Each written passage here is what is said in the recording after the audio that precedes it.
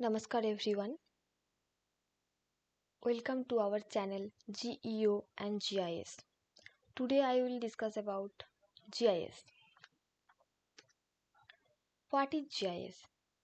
GIS क्या है, कहाँ यूज़ होते हैं, कौन कौन सॉफ्टवेयर से हम इसमें काम कर सकते हैं, यह है आज का हमारा टॉपिक। तो पहला है What is GIS? A geographic information system consists of integrated computer hardware and software that store, manage, analyze, edit, output and visualize geographic data। मतलब क्या है GIS? मतलब जियोग्राफिक इंफॉर्मेशन सिस्टम। ये है एक computer integrated hardware and software combination जो हमारा जो जियोग्राफिक डेटा है उसको स्टोर करते हैं, मैनेज करते हैं, एनालाइज करते हैं, एडिट करते हैं, आउटपुट करते हैं और विजुअलाइज करते हैं, मतलब डिस्प्ले भी करते हैं। और वो जियोग्राफिक डेटा क्या है? लोकेशनल डेटा और स्पेशियल डेटा को जियोग्राफिक डेटा कहते हैं। Much of this often happens within spatial database. Spatial database जो है वही है जियोग्राफिक डेटा, वही है लोकेशनल डेटा। हमारा चैनल का जो पहला वीडियो था रिमोट सेंसिंग, हमने उसमें बोले थे कि हम जो सैटेलाइट से किसी एरिया का फ़ोटो लेते हैं, तो वो जो एरिया का फ़ोटो है वो किसी एरिया का लोकेशनल फ़ोटो या स्पेशियल जो डेटा होते हैं वो भी हो सकता है। तो उसको हम फ़ोटो तो ले लिया, लेकिन उसको एनालाइज और इंटरप्रेट करने के लिए हमको एक सॉफ्टवेयर का ज़रूरत है। ये हमने पहले वीडियो में बोला था। तो वही सॉफ्टवेयर का जो काम है वही है GIS। मतलब वो सॉफ्टवेयर में हम जो काम करते हैं यही है GIS। तो सॉफ्टवेयर में हम वही डेटा को लेकर स्टोर करेंगे, मैनेज करेंगे, एनालाइज करेंगे, एडिट करेंगे, आउटपुट करेंगे और हम इस GIS के द्वारा उस डेटा को डिस्प्ले भी कर सकते हैं, मतलब देख भी सकते हैं। तो यही है GIS।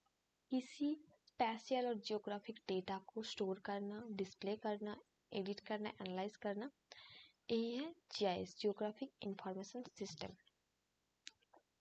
तो नेक्स्ट, जियोग्राफिक इंफॉर्मेशन सिस्टम का बहुत कुछ कंपोनेंट्स होते हैं। मतलब कैसे ये यूज़ करेंगे उसके पहले जो कंपोनेंट्स है जिसका ज़रूरत है, जो इंग्रेडिएंट्स के बिना GIS नहीं हो सकते, वो क्या है? पहला है सॉफ्टवेयर। मतलब वो जो डेटा हमने कलेक्ट किए थे उसको एनालाइज इंटरप्रेट करने के लिए हमको एक सॉफ्टवेयर का ज़रूरत है। तो provide the function needs to store, analyse, display geographic information. मतलब एक सॉफ्टवेयर हमको ज़रूरत है जिसके यूज़ करके हम GIS का काम कर सकते हैं। तो वो सॉफ्टवेयर क्या है? ArcGIS है, QGIS है, मैपिंफो है, ArcGIS Pro है, ग्लोबल मैपर है। तो ये सॉफ्टवेयर क्या है, कैसे यूज़ होता है, ये हमारा जो वीडियो है इसका एंड में बोलेंगे। तो नेक्स्ट, सॉफ्टवेयर हमको मिल गया, लेकिन सॉफ्टवेयर इंस्टॉल करने के लिए और सॉफ्टवेयर में काम करने के लिए हमको एक हार्डवेयर का भी ज़रूरत होता है। The computer system, technical equipment and network for GIS operate. मतलब एक कंप्यूटर सिस्टम या एक लैपटॉप या एक टेक्निकल इक्विपमेंट हमको ज़रूरत है जहाँ हम वो जो GIS सॉफ्टवेयर है उसको ऑपरेट कर सकते हैं। नेक्स्ट हमको क्या चाहिए? एनालिसिस करना है। Guidelines, base, procedure and standard for analysing and applying GIS। मतलब GIS का कुछ प्रोसीड्यूर है, कुछ गाइडलाइंस है, उसको यूज़ करके ही हम GIS कर सकते हैं। तो वो हमको जानना ज़रूरी है। वो जो प्रोसीड्यूर गाइडलाइंस है ये एनालाइज के लिए इम्पॉर्टेंट है। नेक्स्ट, कैसा कैसा डेटा है जो हम GIS में यूज़ कर सकते हैं? सब मतलब ऑल टाइप ऑफ डेटा हम नहीं यूज़ कर सकते हैं। हम यूज़ कर सकते हैं vector data, raster data, image data, attribute data. तो ये डेटा क्या है, कैसे यूज़ होते हैं, ये हम हमारा अगला वीडियो में बोलेंगे, तो प्लीज़ उसके लिए वेट करना। नेक्स्ट है प्यूपिल, मतलब वो जो डेटा हमको मिल गया उसको एनालाइज करने के लिए सॉफ्टवेयर भी मिल गया, हार्डवेयर भी मिल गया, और प्रोसीड्यूर कैसे करना है वो भी मिल गया। लेकिन करेंगे कौन? करने के लिए तो हमको यूजर्स या पीपल का ज़रूरत है। तो researcher, technicians, analyst that ask questions, choose, collects, analyse the data and interpret the result. मतलब इंटरप्रेट करने के लिए, रिजल्ट निकालने के लिए या डेटा कलेक्ट करने के लिए हमको एक यूजर्स का या एक पीपल या एक ह्यूमन बॉडी का ज़रूरत है। तो ये है हमारा जीआईएस का कंपोनेंट्स। इसके बिना जीआईएस हो नहीं सकता। तो पहले इस इंग्रेडिएंट्स को हमको चाहिए, उसके बाद हम जीआईएस का प्रोसेसिंग या जीआईएस का बाकी काम कर सकते हैं। नेक्स्ट है एप्लीकेशन ऑफ जीआईएस। हमको डेटा मिल गया, कैसे करना है और क्या क्या चाहिए वो भी मिल गया जीआईएस करने के लिए। लेकिन जीआईएस का जो रिजल्ट आएगा, जो डेटा हम निकालेंगे उसमें से, उसको हम कहाँ यूज़ करेंगे, ये हमको जानना है। तो पहला जो है mapping. Mapping is considered as the central function of GIS. मतलब जीआईएस का पहला और सेंट्रल फंक्शन, मतलब जीआईएस पहला किसी जगह यूज होता है तो वो है mapping. It is the visual representation of data that is stored bye GIS in the database. Maps are the basic requirements for several entities in current situation. Current situation में बहुत सारे काम के लिए हमको मैपिंग का ज़रूरत होता है। मैपिंग और प्रॉपर प्लानिंग के अलावा हम किसी डिसीजन लेते या किसी काम को आगे ले जा सकते नहीं हैं। आगे ले जाने के लिए और किसी के बारे में प्रॉपर प्लानिंग करने के लिए हमको एक मैपिंग का ज़रूरत होता है। हम आजकल तो घर बनाने के लिए भी पहले एक मैपिंग कर लेते हैं। घर के जो बेडरूम कहाँ होगा, डाइनिंग रूम कहाँ होगा, किचन कहाँ होगा, तो वो भी एक मैपिंग के अंडर ही हो रहा है। तो पहला हम मैपिंग के लिए जीआईएस यूज़ करते हैं। Next telecom services. Telecom services benefits a lot from GIS in terms of efficient planning and operational decision making. मतलब क्या है? टेलीकॉम सर्विस में बहुत सारे काम में हम जीआईएस यूज़ कर सकते हैं। GIS data facilities that wireless telecom sector by helping them incorporate geospatial data into the complex network design and optimization activities. Basically telecom service में हम जीआईएस को कैसे यूज़ कर सकते हैं? हम टीवी देखते हैं, हमको टेलीविज़न चलाने के लिए केबल का ज़रूरत होते हैं, डिश टीवी का ज़रूरत होते हैं। इसमें एक एरिया में जो केबल ऑपरेटर होते हैं वो डिसाइड करते हैं या उसको ले जाना पड़ता है। वो जो केबल का वायर है उसको इस घर से उस घर, मतलब किसी एरिया में बहुत सारा घर है, उस घर में बहुत सारे घर में केबल जो ऑपरेट करने की ज़रूरत होते हैं, तो क्या होता है वहीं पे भी एक मैपिंग करना पड़ता है। मतलब किस घर में पहले से ही केबल है, किस घर में नहीं है, और कहाँ से कहाँ तक हम ले जाएंगे, इसके लिए मैपिंग का ज़रूरत होता है। और कहाँ यूज़ कर सकते हैं हम? वाईफाई कनेक्शन के लिए। किसी एरिया में वाईफाई कनेक्शन हो रहा है, कहाँ तक है वाईफाई, उसके बाद और भी कहाँ तक ले जाना है, उसके लिए एक मैपिंग का ज़रूरत होता है। तो यहाँ पे भी जीआईएस का बहुत यूज़ है। अर्बन प्लानिंग के लिए, as population grow, should do urban settlements. This gives the planner much lesser space and resources to develop the infrastructure. The urban planners depends on GIS to a great extent to minimize the negative impact on existing historic structures or natural spaces while responsibly accommodating humans. The advanced GIS mapping capabilities help the users to produce high accuracy based maps for urban information system. मतलब किसी area में हम urban planning कर रहे हैं तो उस area का पहला एक इमेज चाहिए हमको, मतलब उस एरिया में कहाँ क्या है।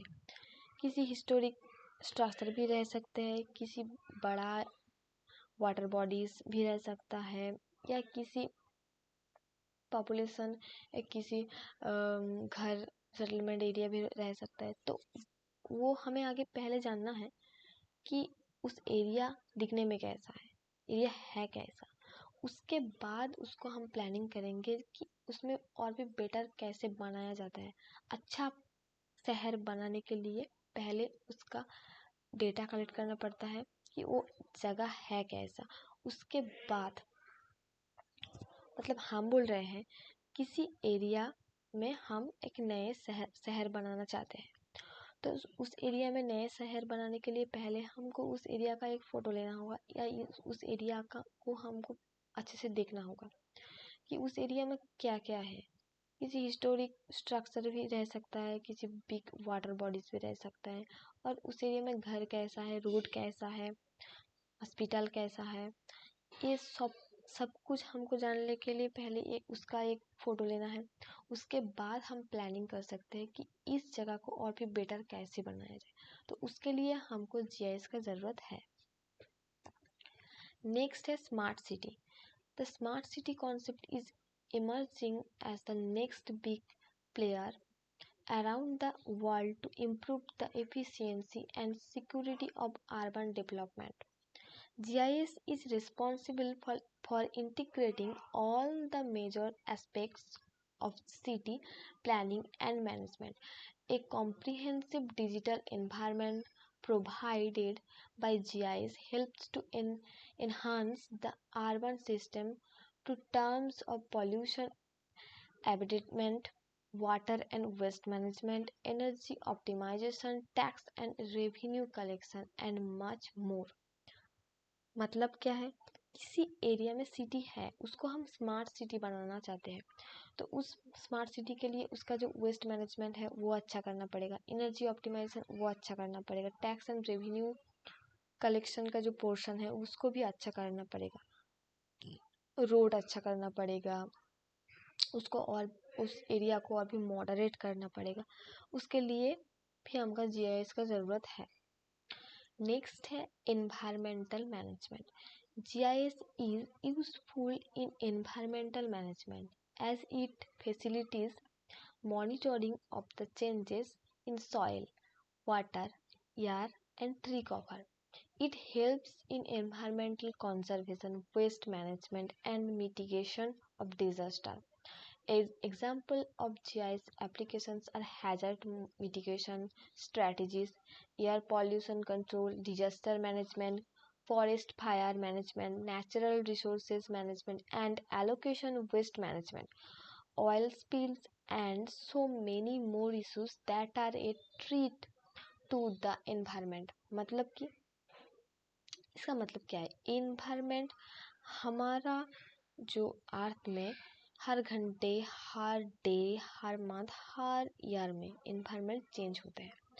तो ये जो इन्वायरमेंट है ये जो चेंज हो रहा है, कैसे चेंज हो रहा है, कितना फास्ट चेंज हो रहा है, ये जानने के लिए हमको इन्वायरमेंट में और इन्वायरमेंट को मॉनिटरिंग करना पड़ता है। और इस जो हमारा जो इन्वायरमेंट है इसका बहुत सारे इंग्रेडिएंट्स है, लाइक सॉइल है, वाटर है, ट्री कवर है, ये सब कुछ हमको देखना पड़ता है। मतलब सॉइल का कंडीशन कैसा है, वाटर कैसा है, मतलब पॉल्यूशन ज़्यादा बढ़ गया कि नहीं, पॉल्यूशन कितना रेट में बढ़ रहा है, एयर पॉल्यूशन कितना हो रहा है, किसी एरिया में ट्री कवर कितना है, कितना चाहिए उसको, इन्वायरमेंट को और भी अच्छा करने के लिए और भी ट्री चाहिए, कौन से एरिया में हम ट्री लगा सकते हैं, ये सब कुछ हम एनवायरनमेंट मॉनिटरिंग करके ही हमको पता चलता है। और एनवायरनमेंट मॉनिटरिंग करने के लिए हमको जीआईएस का ज़रूरत है। और किसी एरिया में वेस्ट मैनेजमेंट, डिजास्टर मैनेजमेंट, मतलब डिजास्टर होने के बाद उसका जो डिजास्टर में होने के बाद जो प्रॉब्लम क्रिएट होता है उसका सॉल्यूशन, ये भी हमारा एनवायरनमेंट से जुड़ा हुआ है। तो उसके भी ये सब कुछ प्रॉब्लम को भी सॉल्यूशन निकालने के लिए हमको एनवायरनमेंट में मॉनिटरिंग करना पड़ता है और उसके लिए जीआईएस और जीआईएस मैपिंग का ज़रूरत है। नेक्स्ट है water management. At present, GIS is being used in monitoring of natural and man-made water bodies, managing water supply, modeling sewer system, modeling groundwater, modeling stormwater and non-point source pollution modeling of urban and agricultural areas. मतलब water management करने के लिए भी हमको GIS का ज़रूरत है। Like किसी एग्रीकल्चर एरिया है, उस एरिया को एग्रीकल्चर में और भी क्रॉप प्रोडक्शन अच्छा करने के लिए वाटर का बहुत ज़रूरी है। तो उस वाटर कैसे कैसे यूज़ करने से हमारा क्रॉप प्रोडक्शन अच्छा होगा, किसी एरिया का ग्राउंड वाटर हम एग्रीकल्चर में कैसे यूज़ कर सकते हैं, किसी एरिया में वाटर बॉडी जो रेन वाटर बॉडी होते हैं उसको कैसे हम यूज़ कर सकते हैं, उसका मॉडल भी हम बना सकते हैं। ये जीआईएस से हो सकता है। तो वाटर को कैसे कैसे यूज़ करना है, कौन से वाटर में कैसे यूज़ करेंगे, कहाँ कहाँ यूज़ करेंगे, उसके लिए मॉडलिंग का ज़रूरत और बहुत सारे प्लान करने के लिए भी जीआईएस का ज़रूरत है। Next, agricultural application. GIS is used for monitoring of crops and predictions of their possible production in agriculture. GIS helps improve the efficiency of farming techniques and post-harvest crop management. It can also give an insight into the soil properties, including mineral content and topography, hinting towards what crop to sow, which in turn increase the yield.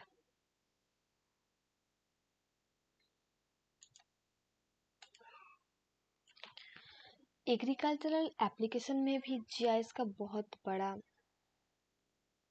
जो काम है। Like किसी area में इस साल कितना अच्छा crop production हुआ है, कितना अच्छा हो सकते थे, और भी ज़्यादा अच्छा क्रॉप प्रोडक्शन के लिए क्या क्या फैसिलिटीज़ करना हमको पड़ता है, या क्या क्या प्रॉब्लम सॉल्व करने से हमको और भी अच्छा एग्रीकल्चरल प्रोडक्शन होगा, वो जानने के लिए एक मैपिंग और ये एक टोपोग्राफिक चेंजेस का जो मॉनिटाइजेशन का हमको ज़रूरत है, वो हम जीआईएस से कर सकते हैं। मतलब उस एरिया में सॉइल वो जो एग्रीकल्चरल प्रोडक्शन है वो बहुत सारी चीज़ के ऊपर डिपेंड करते हैं। लाइक सॉइल प्रॉपर्टीज़ कैसा है, वाटर कैसा सप्लाई हो रहा है, उसका टोपोग्राफी कैसा है। तो ये सब कुछ जानने के लिए भी हमको जीआईएस का जो एक मैपिंग है वो उसका ज़रूरत है। तो वो एग्रीकल्चरल क्रॉप प्रोडक्शन को और भी अच्छा करने के लिए हम जीआईएस को यूज़ कर सकते हैं। नेक्स्ट है disaster management. Disasters are special GIS facilitates decision making by combined analysis of different layers of relevant information. Socioeconomic and geospatial data helps authorities to rapidly access and visualize critical information to tackle disaster conditions. It also comes in handy for hazard zone mapping. This in turn enables early mitigation of emergency conditions using real-time weather, traffic, infrastructure and demographics. Disaster management मतलब किसी area disaster prone area उसको monetise करना पड़ता है, नहीं तो problem हो सकता है।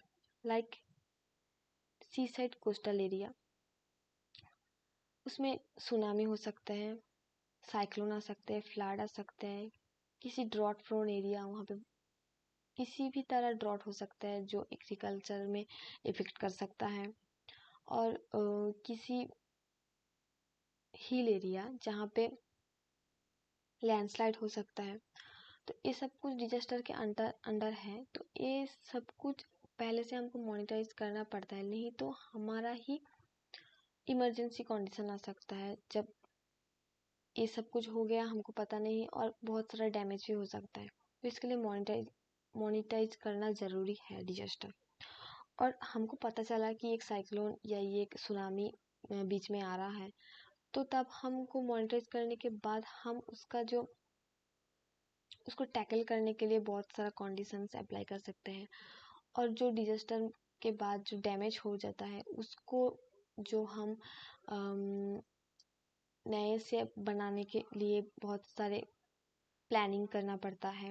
मतलब वो डैमेज वो रिकवरी करने का भी हमको ज़रूरत है। बहुत सारे ह्यूमन या बहुत सारे जानवर भी हैं, उसको अच्छी जगह में हमको ट्रांसफ़र करना पड़ेगा, क्योंकि डिजास्टर चल रहा है तो उसका जो लाइफ रिस्क हो सकता है तो उसको हमको अच्छी जगह में भेजना होगा, क्योंकि उसको जाने की उसको उसका लाइफ रिस्क ना हो। तो उसके लिए भी हमको एक प्लानिंग और एक मैपिंग की ज़रूरत होता है। तो इसके लिए जीआईएस की ज़रूरत है। Next, navigation. Online navigation maps encourage safe traveling on both land and water. GIS facilitates safe navigation by providing accurate topographic and hydrographic data. The maps are regularly updated to keep the travelers informed about hazard and enable them to minimize the risk of collision. मतलब travelling करने के लिए जो है वो हमको land में और वाटर में अच्छे इंफॉर्मेशन चाहिए, नहीं तो हम ट्रैवल अच्छे से नहीं कर सकते, क्योंकि प्रॉब्लम हो सकता है। तो टोपोग्राफिक जो प्रॉब्लम होते हैं, टोपोग्राफिक जो मैप होते हैं, हाइड्रोलॉजिकल जो मैप होते हैं, वो जीआईएस क्रिएट कर सकते हैं। जीआईएस से हम एक क्रिएट करने के बाद हमको उसमें टोपोग्राफिक जो प्रॉब्लम है या हाइड्रोलॉजिकल जो प्रॉब्लम है वो हमको पता चलेगा, या हैज़ार्ड आने की कुछ पॉसिबिलिटीज़ है कि नहीं, या चांसेस है कि नहीं, कितने टाइम तक कब आ सकता है वो हैज़ार्ड, हमको कब जाना चाहिए, कब हम नेविगेशन में जाए तो हमारा लाइफ रिस्क नहीं हो सकते हैं। ये सब कुछ जानने के लिए टोपोग्राफिक मैप और हाइड्रोलॉजिकल मैप का ज़रूरत होते हैं। तो वो जीआईएस से हम कर सकते हैं, इस मैप क्रिएट कर सकते हैं एंड इस मैप को अपडेट भी कर सकते हैं टाइम टू टाइम, जो हमारे नेविगेशन में बहुत हेल्प कर सकते हैं। Natural Resources Management. GIS is of almost use when it comes to monitor and manage natural resources like agriculture, water, forest, minerals, and more. Geographic distribution of these resources can be analyzed, and hence these resources can be judiciously used. Forests can be easily monitored, crop yield can be managed, crop rotations can be planned, and water resources can be utilized sustainably. मतलब natural resource management मतलब क्या है, हमारा जो natural resources है like soil है, agriculture है, water है, फॉरेस्ट है, मिनरल्स है, इस सब कुछ का कंडीशन कैसा है, इसको हम स्टोर करने के लिए, इसको हम अच्छे से रखने के लिए, क्योंकि ये हमारा सबसे बड़ा इम्पोर्टेंट चीज़ है हमारा आर्थ का, तो इसको हमको अच्छे से स्टोर करके रखना पड़ता है। तो इसके लिए हमको क्या क्या करने की ज़रूरत है, ये कितना फास्ट डैमेज हो रहा है और इसका डैमेज कंट्रोल करने के लिए हमको क्या क्या करना ज़रूरत है, क्या करना चाहिए। क्रॉप रोटेशन मतलब किसी एरिया में कितना क्रॉप प्रोडक्शन हो रहा है और कितना अच्छा हम कर सकते हैं, क्रॉप को हम जो है वो मैनेज भी कर सकते हैं, किसी अलग अलग क्रॉप भी हम प्रोडक्शन कर सकते हैं, यानी कि किसी एक ही फील्ड में बहुत सारे जो क्रॉप है वो हम प्रोडक्शन कर सकते हैं। इससे हमारा जो फील्ड है उसका जो वो अच्छा भी रहेगा और भी ज़्यादा प्रोडक्शन कर सकते हैं। और फॉरेस्ट का मॉनिटरिंग भी हमको करना है, क्योंकि फॉरेस्ट अच्छा रहेगा तो हम भी अच्छा रहेगा, ट्रीज ज़्यादा रहेगा तो हम अच्छा रहेगा, हेल्दी रहेंगे, तो उसके लिए फॉरेस्ट मॉनिटरिंग भी करना पड़ता है।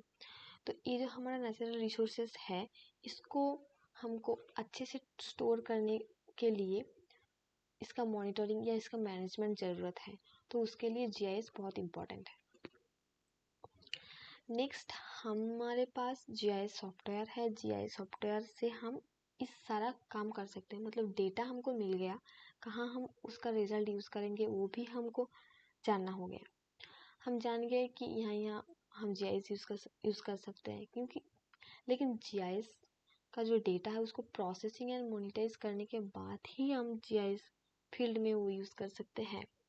तो वो जो एडिटिंग है, एनालाइजिंग है एंड जो स्टोर फंक्शन है, ये करने के लिए हमको क्या क्या सॉफ्टवेयर का ज़रूरत है, मतलब क्या क्या सॉफ्टवेयर हमको मिलेगा ये काम करने के लिए। लाइक ArcGIS Pro मिलेगा। इस ArcGIS Pro modernizes GIS with ribbon interface, 64-bit processing and 3D integration. It's massive overhaul. The focus is on quickness, ingenuity, and cartography. Even though ArcGIS Pro is a big machine with lots of moving parts, it earns the top spot. ArcGIS Pro एक 64-बिट का software है and इसमें से हम 3D integration का काम भी कर सकते हैं, और ये बहुत महंगा भी होते हैं, इसको हमको खरीदना पड़ता है, ये इसका फ्री एक्सेस नहीं रहता है।